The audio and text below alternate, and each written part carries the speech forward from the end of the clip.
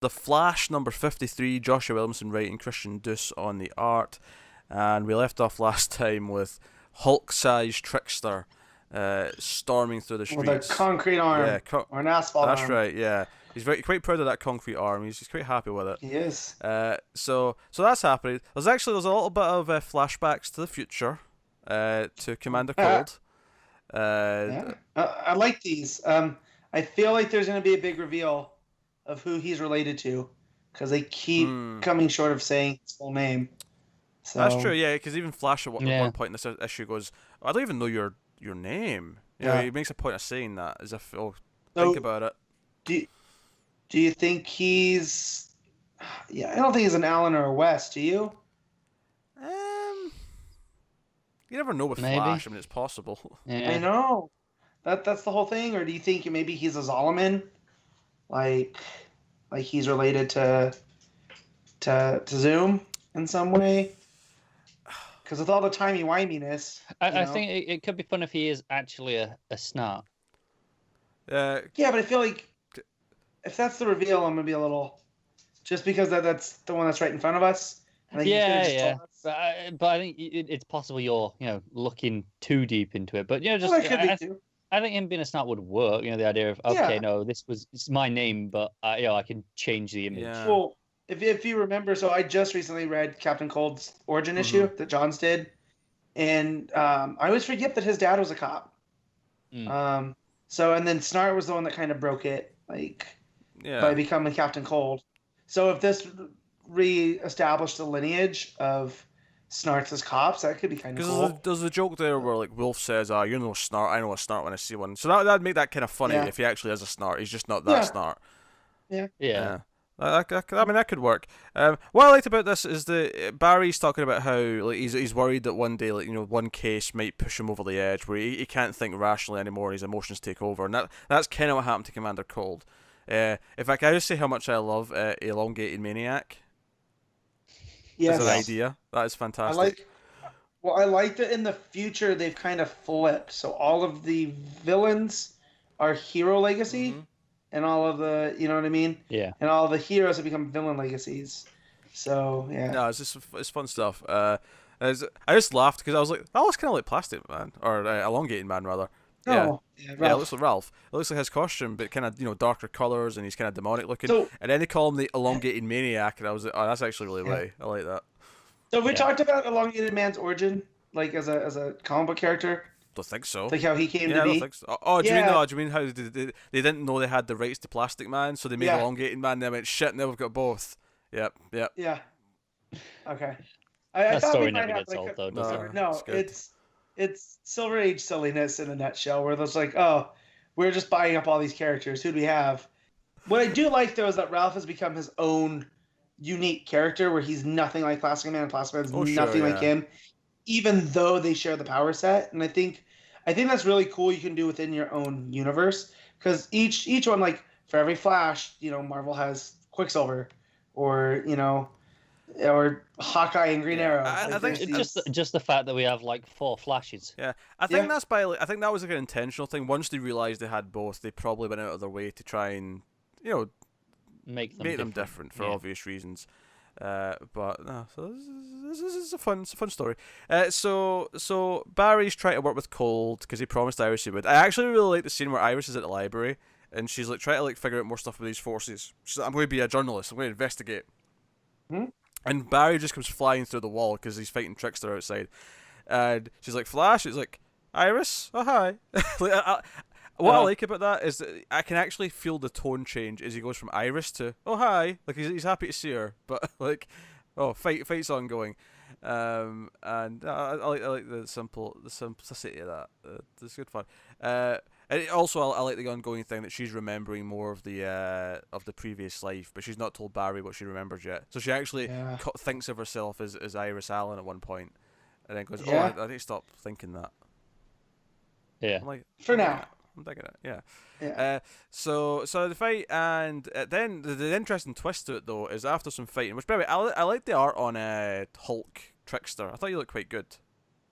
Yeah. Because he keeps getting bigger, and they Barry kind of guesses so if the speed force is tied to velocity, then the strength force has to be tied to like gravity. So it almost creates like this gravity well around Axel, and that's where it's coming from. And I'm still a little confused on how they affect each other, but I'm sure we'll get to. I'm intrigued to see later. What forces affect the others. Yeah, because we don't know what the Sage Force is yet. That's what Iris is trying to figure out. You can see in her book she sort of like wrote down what each one equals and what they mean. Yeah. She's trying to figure it out. We've got the Still Force is the one we kind of know about. But yeah, so the surprising thing here though is that Trickster eventually just sort of starts to like stop fighting, and he starts to like, you know, he's in pain. He's like, something's not right here. What's going on? And Cole's like, here's a chance, and Barry's like, no, we're going to try and help him. He's still a kid. Like, we still have to try and save him. And they end up going back to Iron Heights, and we see that we're still, you know, slyly investigating Wolf, but he's snooping around. And Trickster at one point says, don't leave me with Wolf. Whatever you do, don't leave me alone with him. And so obviously we're getting into this, but Wolf was like, okay, you can stick around with Trickster as we process him, but only in one condition. And he's like, oh, what do you want? And he just sort of smiles, and we cut to Barry's like, he wants to test his speedster cell, this new speedster cell he's got. So Barry's in there. But the big ending of the issue is that Barry also gets infected with the strength force, and he hulks out with the big muscly version, and him and Trickster start fighting. Yeah. And Cole's like, you know what? Clearly, I just have to kill both of you to stop this right now. And that's kind of the end. So Cole's going to want to try and kill them. And of course, there is the second flashback to the future where we see that after the incident where, you know, there's this horrible murder scene that he was involved in with the elongated maniac. That's when Zoom in his, you know, get up that he was wearing in the future comes and gives him the cold judge. Punch. Yeah. So that was fun to connect it. I like that the presence of what Zoom was up to and like this stuff in the future is still a factor because of Commander Cold being around. I'm liking that. Yeah, and it begs the question: why did he choose this man to become Cold? Because he's obviously handpicked that. Yeah. Like, gone, okay, he's the one that's going to be Cold. Well, and I like the idea that because John's brought in the Renegades in when he brought Barry back in that quick series. And I like that Williamson's going and filling all that in, and it's Zoom that's put the Renegades together because, of course, Zoom would do that, right? Because he's all about fixing things and making everybody better. So the idea that Zoom creating these Renegades out of former rogues and turning them into heroes that he knows they could be fits super well in with that character. Yeah. No, it makes a lot of sense.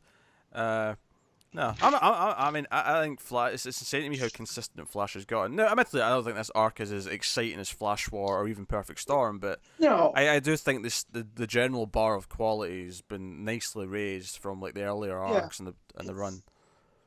The strength. Go ahead, Connor. I was gonna say, my one critique really is, I know they bolded the Force Quest the first time last issue.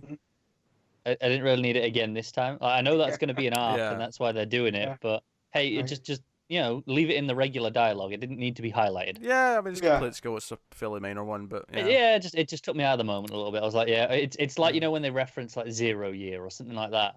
Yeah, no, that's a relatively minor. I feel like it's super gimmicky, but that's fine because it's always been kind of the Flash.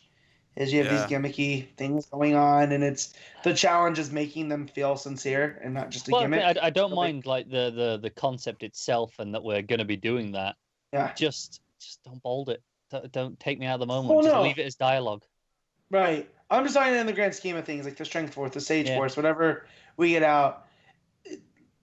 I believe Williamson can do it sincerely enough that it doesn't feel like, oh, this is just a gimmick for new stuff for Flash. This is going to inform Barry going forward. I think, if nothing else, there's still, at least another, 50 odd issues to go with this stuff in play. And that's enough time to justify its existence in its own right. Yeah. So that's fine by me. Yeah. I thought the art was pretty solid for the most part. Like I said, I really liked Hulked Out Trickster. Most regular. I think the only time Deuce falls down for me, sometimes the Flash outfit itself, the head's a little bit weird. Yeah, and I don't like how he draws the earpieces. They're always too long. That's fair. But, I think the regular human faces, though, whenever he's just doing stuff with them, it tends to look really good. Yeah, I think Iris in particular. Yeah, sure looks good. Well, Elongated Maniac looks completely Sinister. Yeah. Just like the way the shadows hit and whatnot. And even Yeah, that's fair. so usually I'm not a big fan of the big, bulky, I call it 90s style art, like what he does with the Hulk trickster and whatnot, but it works here because it's like nothing else on the page. Yeah, it's supposed to be weird and like ridiculous and over the top. Yeah. Yeah. So including to the characters in the scene, which is why it works, I think. The Flash 53, Matt, what are you giving it? This one's a 8. Connor. Yeah, I agree. 8. I also concur with the 8. It's a solid 8.